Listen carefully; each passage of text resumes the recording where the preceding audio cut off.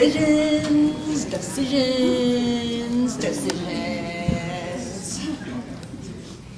By definition, decision is truly a simple choice between two or more viable alternatives. And we make decisions all the time. I went to the internet because I thought, oh, I want to get the latest, greatest, most up-to-date list of the most common decisions people face. And the first hit that I got said the two kinds of decisions that people face are conscious and unconscious. Well, how metaphysical is that? Conscious or unconscious? And actually, in unity metaphysics, we have three choices, because we're unity. The first choice we have is superconscious. It's when we tune our mind into God. It's when we are so in the flow with divine mind that the waters part and our lives are just clicking along like they're supposed to all the time. It's when we're in that flow. The second kind is the conscious kind. When we know what we know when we need to know it. And that's a good kind of decision to make, is by tuning into our conscious mind, our conscious awareness, looking inside and determining from our intellect what we know. And then there's the third kind. In unity, it's called the subconscious. It's the stuff that we're aware that we don't know. It's the stuff that we don't know that we don't know. It's the stuff that we have forgotten that we knew. It's the unconscious kind. So, in a way, metaphysics can be so complicated and simple at the same time. Superconscious, conscious, unconscious. Piece of cake. That's how we make decisions. Then I went further on the internet, and this is a list of some of the things that I came up with. We made decisions about friendships. How do we want to relate to other people? What is it that what kind of decisions do I want to make? Is she my friend? Is she going to be more than a friend?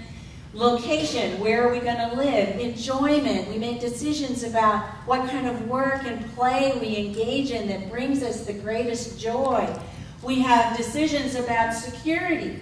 What kind of prosperity consciousness am I going to uphold? What kind of abundance am I going to draw in and generate? What kind of health choices am I going to make for my body? What kind of exercise am I going to engage in? What kind of nourishing bacon am I going to eat, as one of our children pointed out, or toast, or what kind of nourishment are we going to put into our body? And then creativity, what kind of choices are we going to make about innovation and transformation that will crack our lives wide open? And these are like the simple ones, because then we get to wisdom, community, independence, and integrity. What kind of choices are we going to make about our decision-making process, our come from in consciousness? What kind of decisions are we going to make about community? How we want to be with and interact with other people? What kind of ways that we're called to serve and support and love one another? What kind of choices do we want to make about our independence? We do have free will. We do have free will, and we have the choice to tune into ourselves or to tune into another source.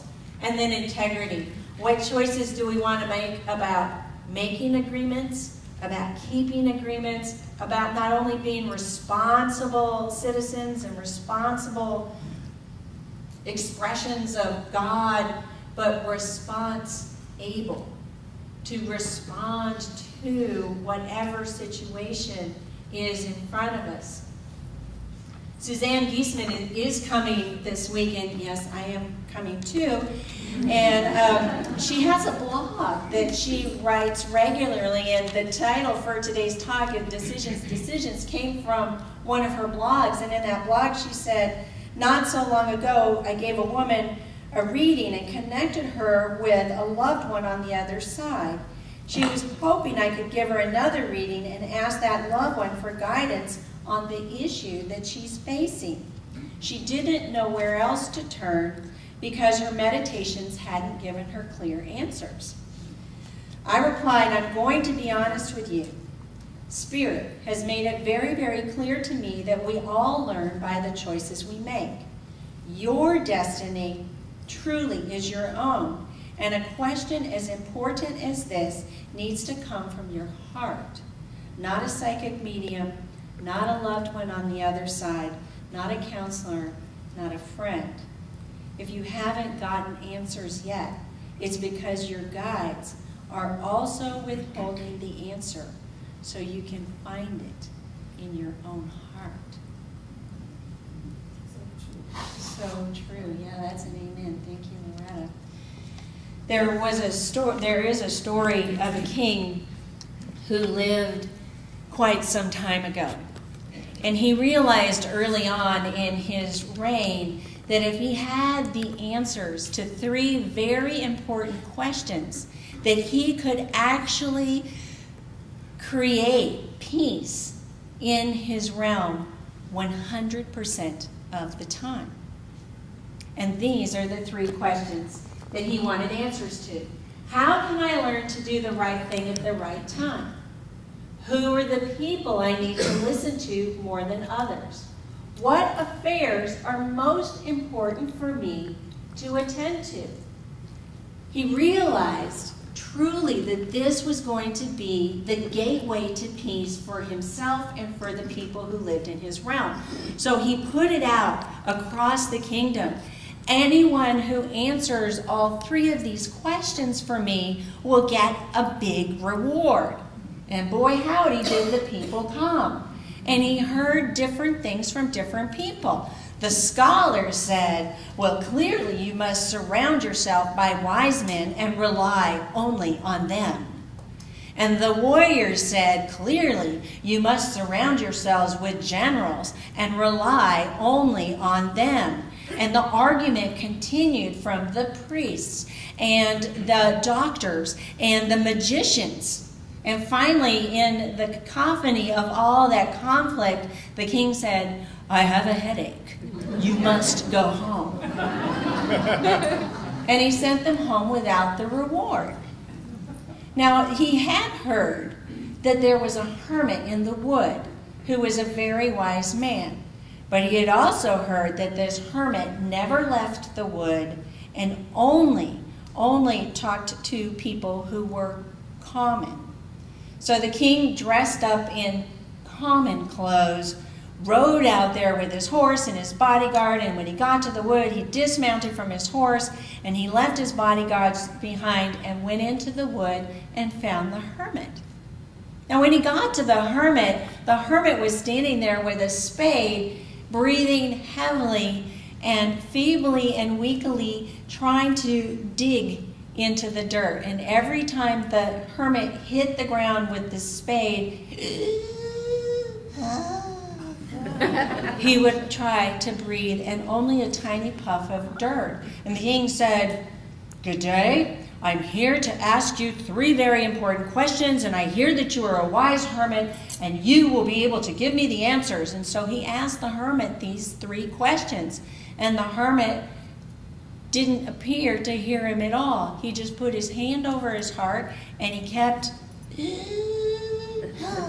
trying to dig in the ground.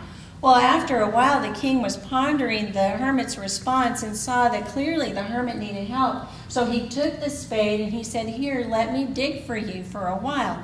And the king dug and he dug and he dug, and he got 2 full rows done in the garden.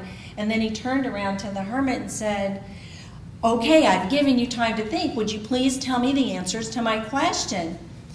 And the hermit just looked at him, put his hand on his heart, and said, I can take my spade back now if you're done. And the king says, oh, no, let me continue. And so the king continued for hour after hour after hour, and it was coming to the end of the day. It was almost dusk. And the king finally turned around to the hermit and said, look, I've been here all day. You know, you're either going to answer me or you're not going to answer me. But could you answer me so I could go home?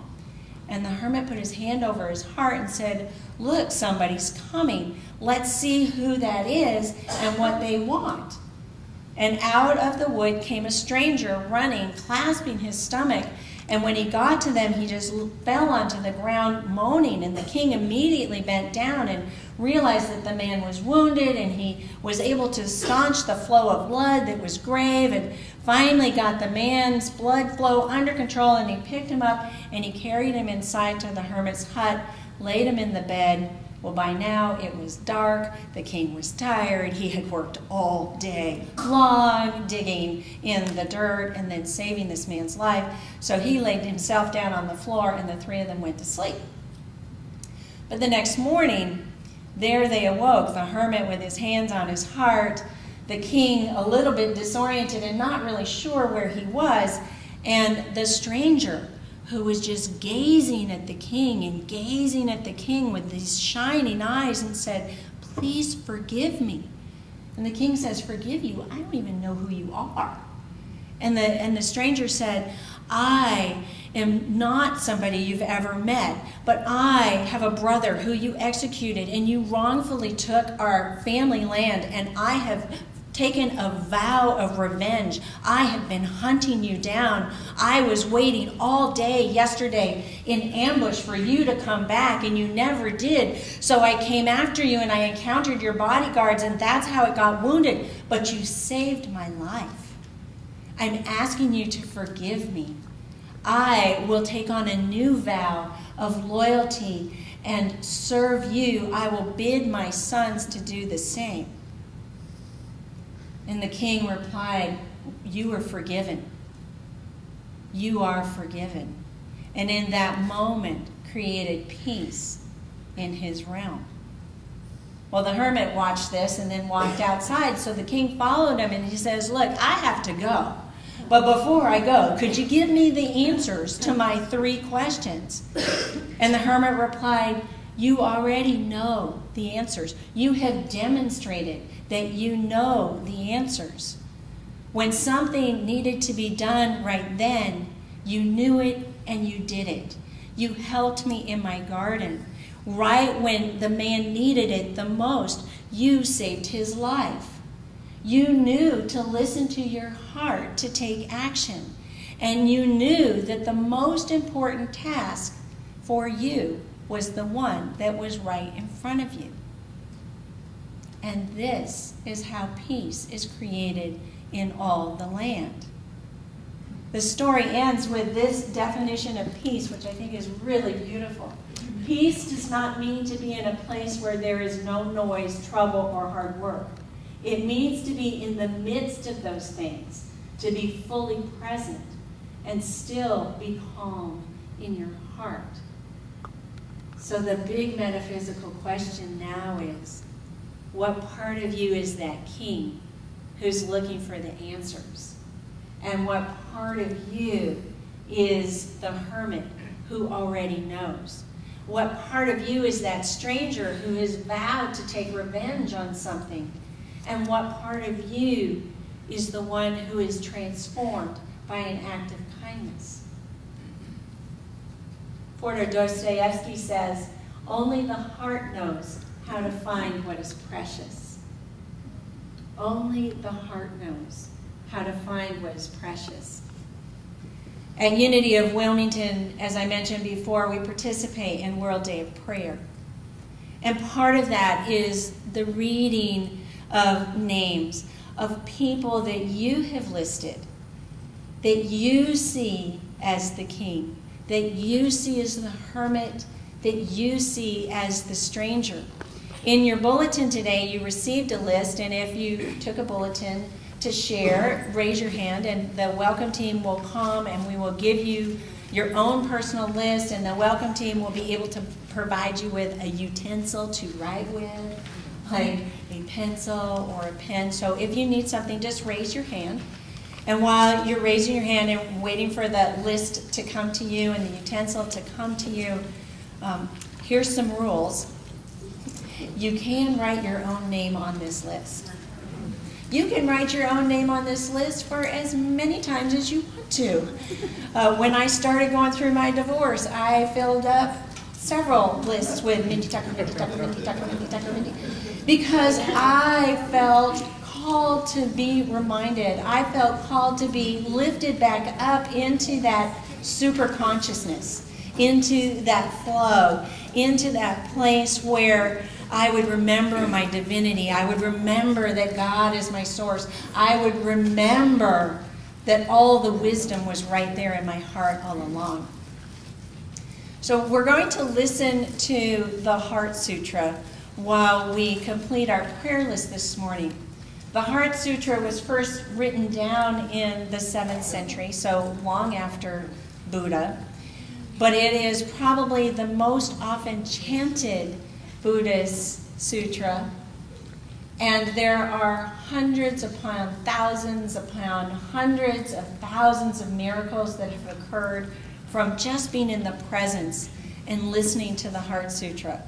Miracles about bodies that have been healed, about harmony in relationships that have been restored, about wars that have ceased by merely putting down the arms. So I invite you to allow the music of the Heart Sutra. It starts out gate, gate, gate really fast, but then it moves into this open, just your heart will know. Your heart will know.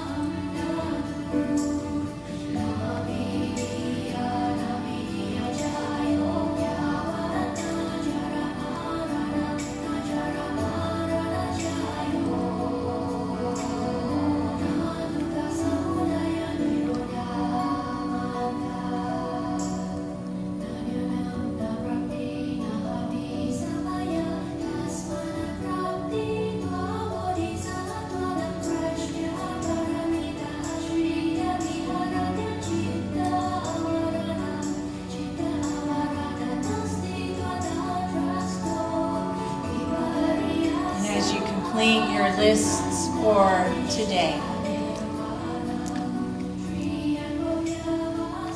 And the sound of the chant ebbs away.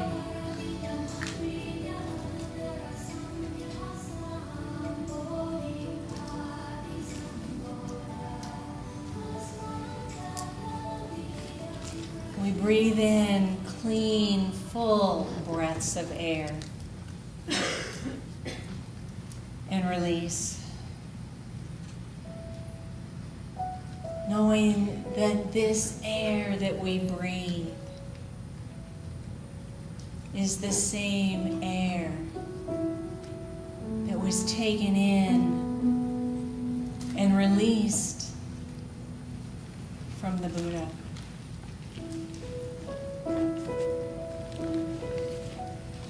That this air that we take in and release is the same air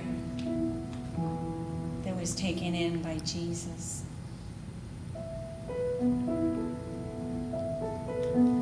This air that we breathe in and release is the same air that every man, woman, and child created in the image and the likeness of God has blessed with the activity of inhaling and exhaling. Our attention to the breath is yet another way to open our heart. Open our heart to the superconscious mind, to spirit, to infinite wisdom.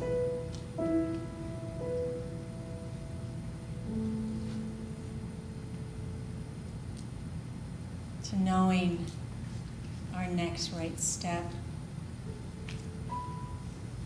our next right word, our next right way of being. We open our heart to all of that and more as we sit in the silence.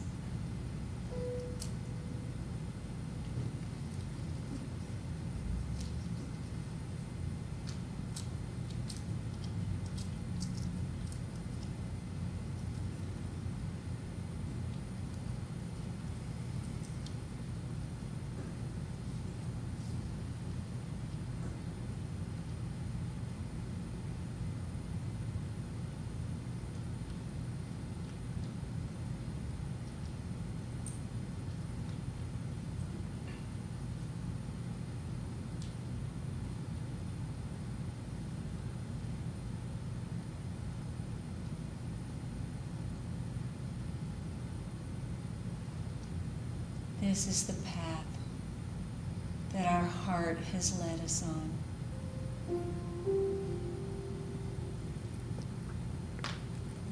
Through conscious thought, through a subconscious urge, and a super conscious pull. We come back to this time and this place, filled with the breath of God, and a new desire to listen to the wisdom of our heart, hearing the words of the Master Teacher as translated from the Aramaic. Father, Mother, Birther, and Breath of all, create a space inside us and fill it with your presence. Let oneness now prevail. Your one desire then fills ours as energy fills all forms. Give us this day our physical and spiritual nourishment. Untangle the knots of error that bind us as we release others. Don't let appearances make us forgetful of the source, but free us to act appropriately. From you, age to age, flow the glorious harmonies of life. May these statements be fertile ground from which our future grows. Amen and amen.